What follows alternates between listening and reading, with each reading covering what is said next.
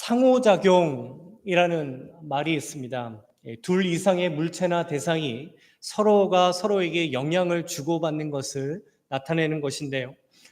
일방적으로 한쪽에서만 영향을 주는 것을 인과관계라고 합니다. 하지만 이 상호작용이라는 것은 양쪽 방향에서 서로가 모두 영향이 나타나게 된다라는 뜻을 가지고 있습니다.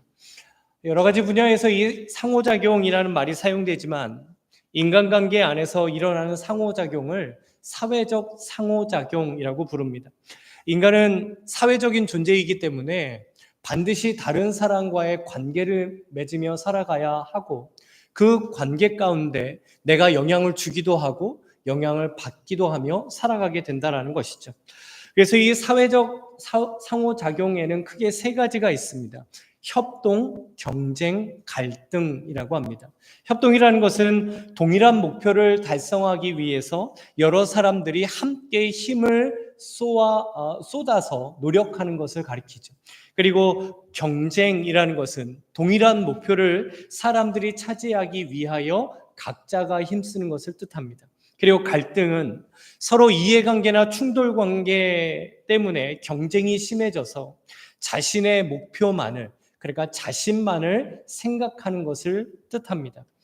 이렇게 상호작용이 일어나게 되면 반드시 영향력이라는 것이 나타나게 되는데요. 우리가 살아가면서 서로가 서로에게 영향을 주거니 받거니 하며 살아가게 된다는 것이죠. 여기서 중요한 문제 한 가지가 있습니다. 상호작용을 통하여 선한 영향력을 미칠 수도 있고 부정적인 영향력을 미칠 수도 있다는 것이죠. 그래서 긍정적인 상호작용이 일어날 수도 있고 부정적인 상호작용이 일어날 수도 있게 됩니다. 가정에서 가족들 사이에도 이 상호작용이 일어나죠. 가족들끼리 서로 영향을 주고받는다라는 의미입니다. 일반적으로 생각하기에 부모만 자녀들에게 어떤 영향을 주는 것 같지만 막상 들여다보면 자녀들 역시 부모들에게도 아주 큰 영향력을 미치게 됩니다. 저희 막내가요, 거의 매일 저에게 물어보고 확인하는 게 있어요. 그게 뭐냐면, 아빠, 설교 다 했어요? 이제 이거를 매일 물어봅니다.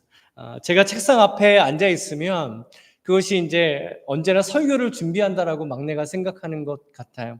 그리고 막내가 와서 뭐를 얘기하면 아빠 지금 설교 준비하니까 나중에 이 말을 굉장히 많이 하는 것 같습니다.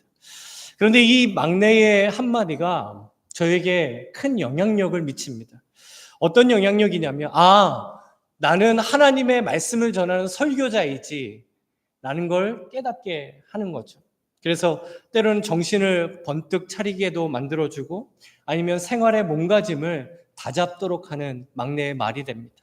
이건 역시 영향을 미치는 것이죠. 그리고 일터에서도 가만히 보면 함께 일하는 동료들 간에도 상호작용이라는 것이 일어납니다. 서로에게 영향력을 미치게 되는 것이죠.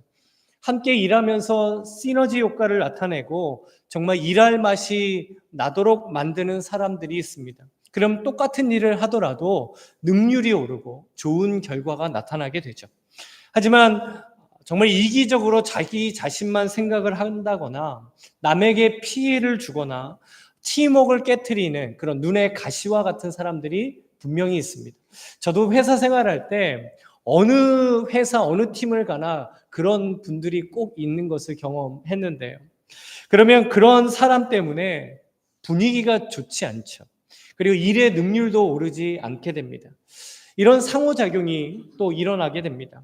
그리고 무엇보다 교회 안에 있는 성도들 사이에는 서로가 서로에게 영향을 미치는 상호작용이 더욱 많이 일어나게 되고 성도와 성도 사이에는 서로가 더 많은 영향력이라는 것을 미치게 됩니다. 왜냐하면 교회는 영적인 공동체이기 때문입니다. 그리스도인들 안에는 영적인 상호작용이 일어나게 되는 거죠. 서로가 서로에게 영적인 영향력을 미치며 우리가 신앙생활을 하게 된다라는 의미입니다. 그런데 여기서 중요한 사실은 우리가 선한 영향력을 미칠 수도 있지만 부정적인 영향력을 미칠 수도 있다라는 것입니다. 오늘 본 말씀에 보면 이 영적인 상호작용을 통해서 서로가 서로에게 진심으로 선한 영향력을 미치고 있는 교회와 성도들을 보게 됩니다. 데살로니가라는 지역에 복음을 전했던 바울과 실라와 디모데와 그리고 데살로니가 교회와 그 교회 안에 있는 성도들의 관계입니다. 그렇다면 그들 안에 어떤 상호작용이 일어났을까요? 그리고 우리 교회 안에 성도들 사이에는 어떤 영적인 상호작용이 일어나야 하겠습니까? 첫 번째로 성도 안에 일어나는 상호작용은 서로를 믿음 위에 굳건하게 해주는 영향력이라는 상호작용입니다.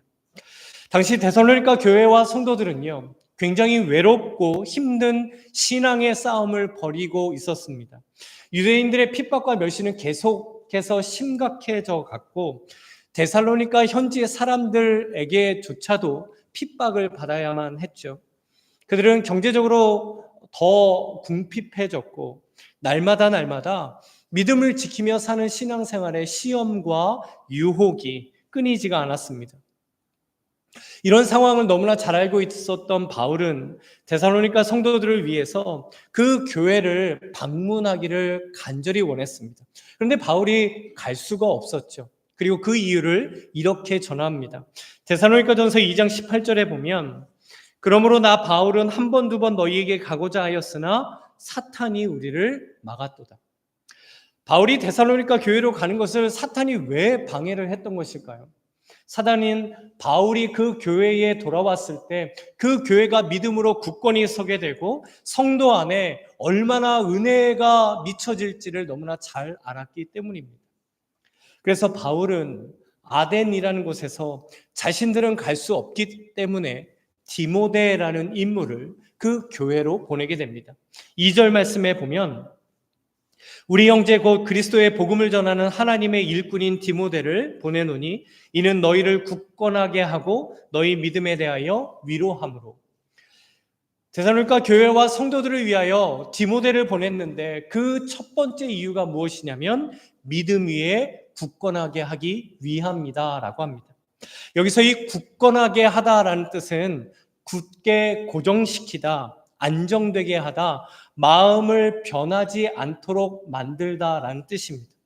그러니까 데살로니가 성도들의 믿음이 예수님에게 굳게 고정이 되고 그들이 당하고 있는 시험이나 유혹 때문에 마음이 흔들리지 않도록 만들어주기 위하여 디모데를 보냈다라는 겁니다.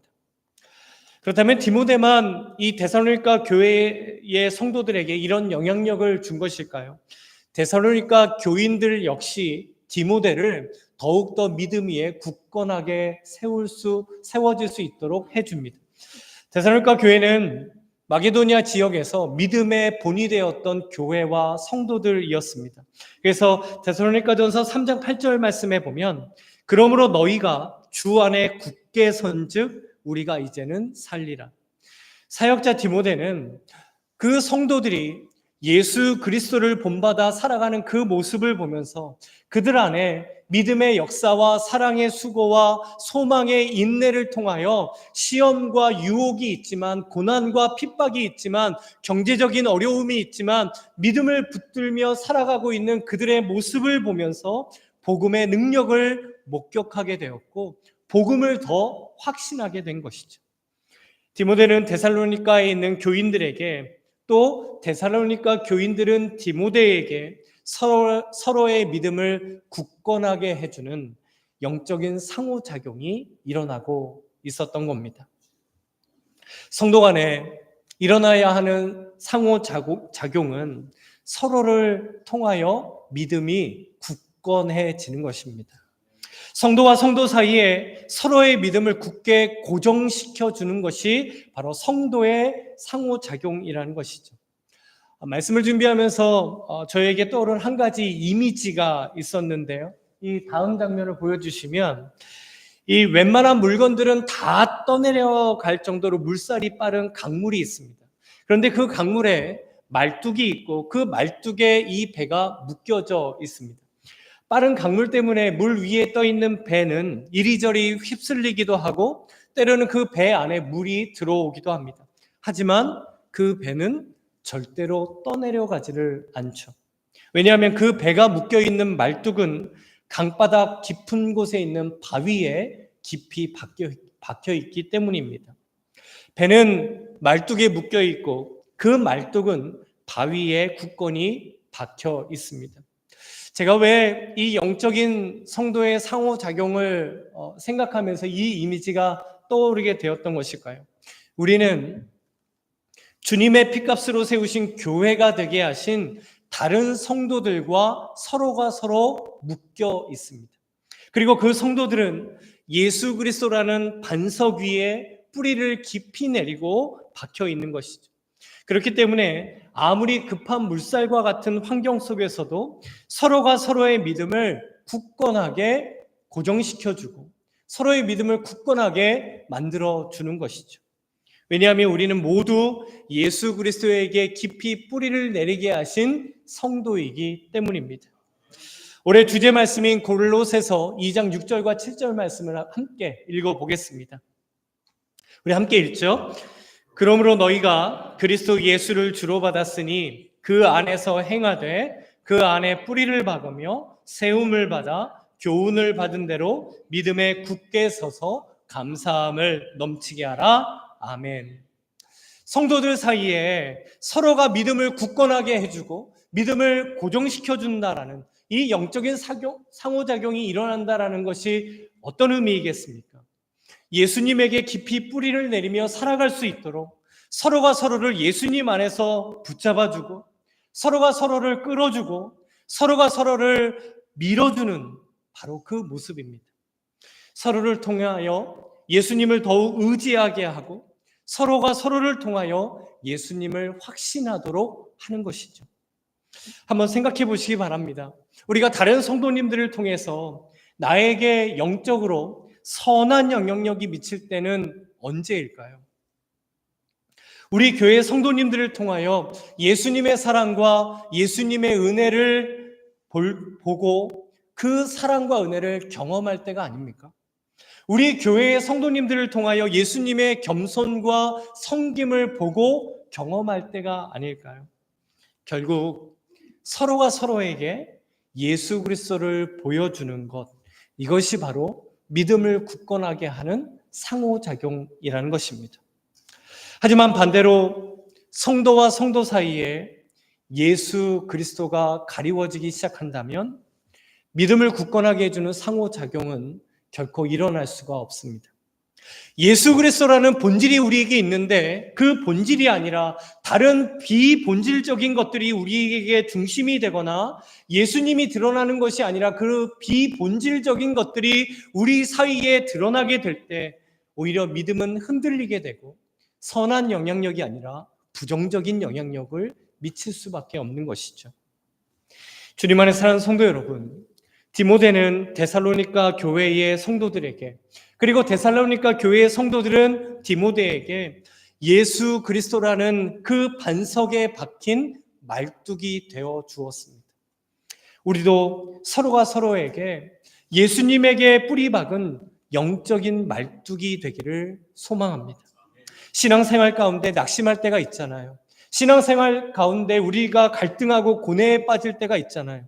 여러 가지 삶의 문제와 어려움 때문에 신앙생활 가운데 실망하게 될 때가 있잖아요. 그런데 그때 우리를 붙잡아주고 우리가 흔들리지 않고 고정될 수 있도록 예수님에게 뿌리를 박은 영적인 말뚝이 우리는 다른 성도들을 위하여 되어 주어야 하는 것입니다.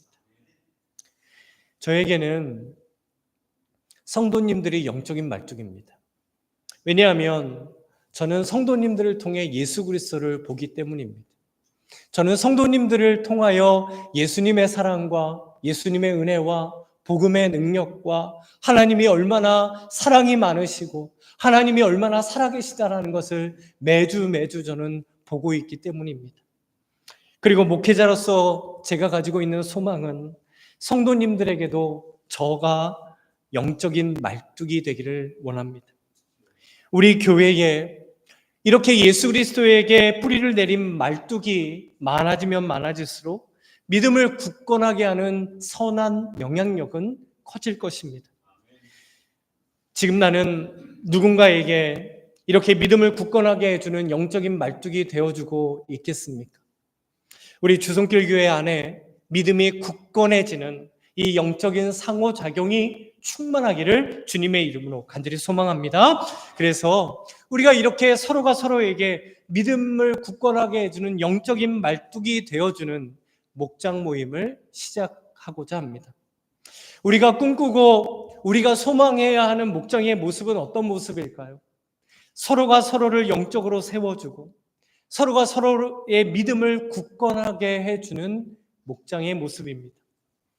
가장 먼저 예수님에게 깊이 뿌리를 내리라고 영적인 말뚝이 되어주라고 하신 우리 목자 가정들이 있습니다. 하지만 성도 안에는 상호작용이 일어나야 합니다. 한쪽에서 일방적으로만 흘러가는 것은 하나님께서 말씀을 통해 우리에게 보여주신 교회 공동체의 모습이 아니기 때문입니다. 이 목자 가정들뿐만 아니라 함께 모이는 그 목장의 모든 성도님들이 목자로 세워주신 그 분들을 위한 영적인 말뚝이 되어 주어야 하는 것이죠. 혼자 버티면 오래 버틸 수가 없습니다. 혼자 하다 보면 금세 지치고 기쁨은 금세 사라져 버립니다. 하지만 서로가 서로에게 영적인 말뚝이 되어줄 때 서로의 믿음을 굳건하게 해주는 이 놀라운 은혜의 상호작용이 반드시 일어나게 될 줄로 믿습니다. 서로가 서로에게 예수님을 보여주고 누가 보던 예수님을 통해 저 교회는, 저 목장은 서로가 서로를 믿음으로 붙잡아주고 있구나, 이것을 보여줄 수 있는 우리 목장 또 우리 주성길 교회 되시기를 주님의 이름으로 간절히 축원합니다. 아멘. 그리고 두 번째로 성도 안에 일어나는 상호작용은 고난과 시험 속에 전해지는 위로라는 상호작용입니다. 우리 2절 말씀을 다시 보시면 우리 형제고 그리스도의 복음을 전하는 하나님의 일꾼인 디모데를 보내노니 이는 너희를 굳건하게 하고 너희 믿음에 대하여 위로함으로. 바울이 디모데를 보낸 두 번째 이유는 위로를 전하기 위해서였습니다. 그렇다면 바울은 왜 디모데를 통하여 위로를 그들에게 전하기를 원했을까요? 당시 고난과 시험을 당하고 있는 데살로니가 교인들에게는 진정한 위로가 필요했기 때문입니다. 3절 말씀에 보면 아무도 이 여러 환난 중에 흔들리지 않게 하려 함이라 우리가 이것을 위하여 세움받은 줄을 너희가 친히 알리라. 4절에도 우리가 너희와 함께 있을 때에 장차 받을 환난을 너희에게 미리 말하였는데 과연 그렇게 된 것을 너희가 아느니라. 당시 데살로니가라는 도시에서 예수님을 믿으며 산다라는 것은 우상숭배의 문화 속에서 완전히 새로운 삶의 가치와 삶의 목적을 가지고 살아가는 것을 의미했습니다. 그래서 예수님 때문에 당하는 고난과 환난이 있다는 것을 바울은 그들에게 복음을 전할 때에 이미 말해주었던 것이죠. 그리고 그 고난을 실제로 그들은 겪으며 살아가고 있었습니다. 뿐만 아니라 그들에게는 사단으로부터 오는 시험도 있었죠. 5절 말씀에 보면 이러므로 나도 참다 못하여 너희 믿음을 알기 위하여 그를 보내었노니 이는 혹 시험하는 자가 너희를 시험하여 우리 수고를 헛되게 할까 함이니. 바울은 데살로니가에서 복음을 전하다가 생명의 위협을 당하고 베레아라는 지역으로 피신을 했습니다. 그렇게 데살로니가를 떠난 이 바울은 늘 이 데살로니가 교회의 성도들에 대한 애절한 마음이 있었던 것이죠. 무엇보다 이제 막 신앙 생활을 하는 데살로니가 교인들에게 닥친 시험을 바울은 염려했습니다. 혹시 이 시험 때문에 넘어지는 건 아닐까? 이 시험 때문에 예수님 믿는 것을 포기하는 것은 아닐까? 노심초사했죠. 5절에 시험 당하는 자라는 것은 사단을 가리킵니다. 사단의 유일한 목적은 그리스도인들이 하나님을 보지 못하도록 하고 하나님의 능력을 신뢰하지 못하도록 하고 하나님의 인도하심을 확신하지 못하도록 만듭니다. 데살로니가 교인들에게 닥쳤을 그 시험이 얼마나 많았을까요? 당장이라도 우상 숭배를 하게 되면 경제적인 어려움에서 벗어날 수 있습니다. 그런데 예수님을 믿는다는 그 이유 하나 때문에 자기 자신뿐만 아니라 자신의 가족들, 너무나 사랑하는 자녀들까지도 너무나 극심한 궁핍함 가운데 살아야만 했습니다. 자신들에게 핍박과 고난을 주는 유대인들, 데살로니가 사람들에게 분노하고 싶었죠. 싸우고 싶었습니다. 갚은 대로, 받은 대로 갚아주고 싶은, 복수하고 싶은 마음이 하루에도 수십 번씩 들지 않았을까요? 그래서 신앙생활을 포기하고 싶고, 내가 정말 이렇게까지 하면서 예수님 믿어야 되나? 이런 회의감이 하루에도 셀 수 없이 올라왔을 것 같습니다. 그런데 이 시험과 고난 가운데 있는 그 데살로니가 교인들을 위해서 디모데는 위로를 전해줍니다. 디모데가 전한 위로는 어떤 위로였을까요? 2절 말씀에 보면 너희 믿음에 대하여 위로함으로 라고 합니다. 디모데는 여러분들이 믿음을 지키며 사는 삶 너무나 고단하죠. 너무 힘들죠. 그 마음을, 그 믿음을 주님이 아십니다. 매일 지치고 상한 여러분을 주님이 위로하십니다. 이렇게 그들의 믿음에 대하여 디모데는 간절한 마음으로 예수님의 위로를 전해 주었을 것입니다. 그리고 이 디모데를 통해 데살로니가 교인들은 큰 위로를 얻게 된 것이죠. 뿐만 아니라 디모데 역시 데살로니가 교회의 성도들을 통하여 큰 위로를 얻게 됩니다. 디모데는 데살로니가를 향하여 나아가면서 혹시 그들이 시험에 넘어지진 않았을까? 그들이 당하는 고난과 핍박 때문에 좌절하고 예수님을 믿는 그 믿음을 버리지는 않았을까? 향했을 겁니다. 하지만 디모데가 와서 본 그들의 모습은 시험과 고난 중에서도 예수님을 붙들고 사는 믿음의 모습이었죠. 그리고 데살로니가 교회에 머무는 동안 그들이 믿음과 사랑으로 더 예수님을 사랑하려고 하고 더 예수님을 본받으려고 하고 그 사랑하는 모습을 보면서 디모데는 큰 위로를 얻게 됩니다. 목회자로서 큰 위로를 얻게 될 때가 있습니다. 제가 성도님들 때문에 언제 위로를 얻게 될까요?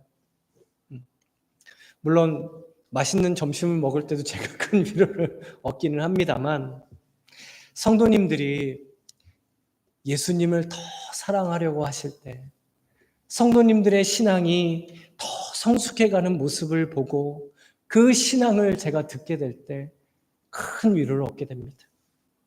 교회를 섬기는 사역자에게 힘들고 어려운 상황 속에서도 문제와 어려움을 만난 성도님들이 예수님을 더 사랑하며 영적으로 더 성숙해 가시는 것만큼 큰 위로는 없기 때문입니다.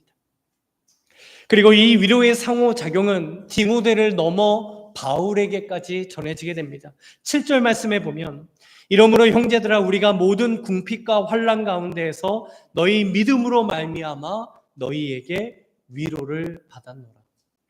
바울 역시 지금 궁핍과 환난 가운데 살고 있습니다. 아무리 믿음이 좋은 바울이라 할지라도 그 궁핍과 환난 가운데 힘들었던 거죠. 그러나 바로 그때 데살로니가 교인들이 믿음 안에 주님을 사랑하며 살고 있다라는 디모데가 전해준 이 소식이 바울에게 큰 위로가 되었던 겁니다. 성도 안에 일어나는 상호작용은 이렇게 고난과 시험 가운데 전해지는 위로입니다. 그렇다면 그들은 어떻게 이렇게 서로가 서로에게 위로가 되어줄 수 있었을까요? 예수님을 위해 살아갈 때 가지게 되는 공감이라는 것이 있었기 때문입니다. 같이 아파하고, 같이 고뇌하고, 같이 갈등하고, 믿음의 길을 걸어가면서 찾아오는 손해와 포기를 함께 경험하고, 때로는 낙심하고 좌절을 겪지만 그 모든 것을 함께 공감할 수 있었기 때문입니다. 그래서 성도는 서로가 서로에게 이 진정한 위로를 전해줄 수 있게 되는 것이죠. 얼마 전에요. 당신에게 가장 위로가 되었던 말은 무엇입니까? 라는 제목의 한 영상을 보게 되었습니다. 5살부터 74살의 어른까지 평생 동안 자기에게 정말 큰 위로가 되었던 말을 하는 건데요. 그 말 가운데 공통적으로 나오는 것들이 있더라고요. 그 위로의 말이 뭐였냐면 괜찮아, 잘 될 거야, 지금 잘하고 있어 라는 위로의 말이었다고 합니다. 근데 제가 이 영상을 보다가요 깜짝 놀라게 한 사람이 있었습니다. 이 사람은 아주 딱딱한 얼굴로 나는 이제까지 위로의 말을 들어본 적이 없습니다 라고 하는 겁니다. 그 사람에게 가까운 사람이 없었을까요? 분명히 있었을 겁니다. 그러나 그 가까운 사람 그 누구에게도 위로의 말을 들어보지 못했다라고 하는 그분의 그 얼굴이 너무나 쓸쓸하게 느껴졌습니다. 한국에 이 김창옥 교수라는 분의 강의를 듣다가 꽤 공감이 되는 말이 있었어요. 어떤 사람이 상담을 할 때 말할 때가 있잖아요. 요즘 내가 너무 힘들어. 내가 어떻게 해야 할지 모르겠어. 라고 할 때 가장 위로가 되어주는 말이 있다라고 합니다. 혹시 누군가 성도님들에게 이런 고민을 털어놓고 위로를 구한다면 어떤 위로의 말을 해주시겠습니까? 이겨내. 그것도 못해? 극복해내. 다 잘 될 거야. 사랑해. 이런 말은 절대 위로가 되지 않는다는 거죠. 그러면 어떤 말이 위로가 될까요? 이 김창욱 교수가 하는 말이 뭘 더 잘하려고 해. 지금 너무 잘하고 있어. 이제까지 너무 잘했잖아. 지금이 딱 좋아. 라는 말이라고 합니다. 바로 그때 사람의 마음이 평안해지게 된다는 것이죠. 참 공감이 되었습니다. 저에게도 가장 위로가 되었던 말이 있습니다. 막내가 장애를 가지고 있다는 그 소식을 듣고 그것을 인정하고 받아들이기까지 꽤 힘들고 어려운 시간을 보낸 것 같습니다. 그때 한 집사님이요. 이렇게 위로를 건네주었어요. 우리가 같이 키우면 되죠. 라는 말입니다. 그분도 경제적으로 굉장히 어려운 시간을 보내고 있는 상황이었는데 그 말씀 한마디가 너무 큰 위로가 되었습니다. 벌써 10년이 훌쩍 지났는데도 그 위로의 말이 아직 저희 가슴에 남아 있습니다. 그리고 우리 최 목사님과 사모님이 저와 아내에게는 위로 그 자체가 됩니다. 목사님이 하루는 저에게 이렇게 얘기해 주시는 거예요. 내가 키우나 하나님이 키우시지 라는 겁니다. 하나님께서 우리 아이를 붙들고 키우신다라는 그 말씀이 너무나 큰 위로가 되었습니다. 누군가 내 편이 되어준다는 것은 참 힘이 되고 위로가 됩니다. 그래서 요즘 한국에서는요, 줄임말로 누나, 언니라는 말이 유행한다라고 합니다. 찬물과 뜨거운 물을 왔다 갔다 하는데 누나 이 줄임말이 무슨 뜻일까요? 누가 나의 편인가 라는 말이라고 합니다. 그럼 언니는 뭘까요? 언니 언제나 네 편이라는 말이라고 합니다. 우리 옆에 있는 분들에게 한번 얘기해 볼까요? 내가 당신의 언니입니다. 한번 해보죠. 시작. 내가 당신의 언니입니다. 때로는 지치고 힘들 때, 위로가 필요할 때 나는 언제나 네 편이야 라고 말해주는 그 사람은 정말 우리에게 소중한 사람일 겁니다. 주님 안에 사랑하는 성도 여러분, 그런데 늘 이렇게 우리를 위로해 주시는 분이 계십니다. 바로 하나님 아버지이시죠. 시편 118편 6절에 보면 여호와는 내 편이시라 내가 두려워하지 아니하리니 사람이 내게 어찌할꼬. 그리고 고린도후서 1장 3절과 4절에 우리에게 이렇게 약속해 주십니다. 우리 이 말씀 함께 읽어보겠습니다. 찬송하리로다. 그는 우리 주 예수 그리스도의 하나님이시요 자비의 아버지시요 모든 위로의 하나님이시며 우리의 모든 환난 중에서 우리를 위로하사 우리로 하여금 하나님께 받는 위로로서 모든 환난 중에 있는 자들을 능히 위로하게 하시는 이시로다. 아멘.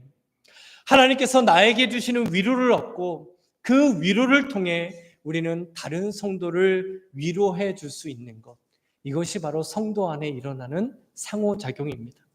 이것이 바로 교회와 성도가 가지게 되는 위로의 능력이 되는 것이죠. 위로는 성도의 말과 행동을 통하여 전해지지만 그 위로 안에 하나님의 위로가 담겨져 있기에 능력이 있는 것입니다. 내 상처를 치유하시는 하나님의 위로를 경험하게 될 때 우리도 다른 성도를 진심으로 위로해 줄 수 있게 되죠. 나와 함께 울어주시고 나와 함께 아파하시며 내 상한 영혼을 위로하시는 예수님을 경험하게 될 때 우리는 진정으로 힘들어하는 다른 지체들을 위로해 줄 수 있습니다. 그리고 그 예수님의 위로를 경험하게 될 때 다른 지체들이 나에게 주는 위로를 우리는 받을 수도 있는 것입니다. 주 안에 사랑하는 성도 여러분, 성도 안에 일어나는 상호작용은 바로 위로입니다. 그래서 우리가 꿈꾸고 소망하는 목장은 이 위로의 능력이 있는 위로의 목장입니다. 힘든 일이 있을 때 함께 걱정해주고 진심으로 함께 고민해주는 것이죠. 그래서 그 사람을 뭔가 판단하면서 그럴 때는 이렇게 해야지, 그럴 때는 저렇게 해야지, 아직도 모르겠어? 이럴 때는 이렇게 하는 게 맞아, 이렇게 판단하면서 어떤 솔루션을 주는 것이 아니라 힘들어하고 아파하는 그 문제를 위해서 함께 공감하고 함께 아파해주는 그런 위로해주는 목장이 되기를 소망합니다. 그 위로를 실천하는 현장이 우리 목장이 되어야 합니다. 그러면 우리가 어떻게 다른 성도들에게 위로를 전해줄 수 있을까요? 자기에게 있는 문제와 어려움들, 기도 제목들을 나누고 함께 그것을 위해 기도해 주는 것이 성도가 전하는 위로입니다. 그래서 목장 안에는 기도 제목을 위해서 진심으로 서로 기도할 때 하나님께서 위로하시는 은혜와 능력을 베풀어 주시는 목장이 되게 할 줄로 믿습니다.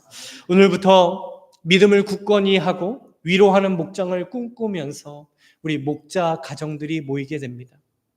두 가지를 위해서 함께 기도해 주시기 바랍니다. 첫 번째는 우리가 목장 모임이 시작될 때 그 목장 안에 성도 간의 이 영적인 상호작용이 일어나서 믿음이 굳건해지고 서로가 서로에게 진정으로 위로를 전할 수 있는 그런 목장 모임이 될 수 있도록 함께 기도하면서 준비해 주시기 바랍니다.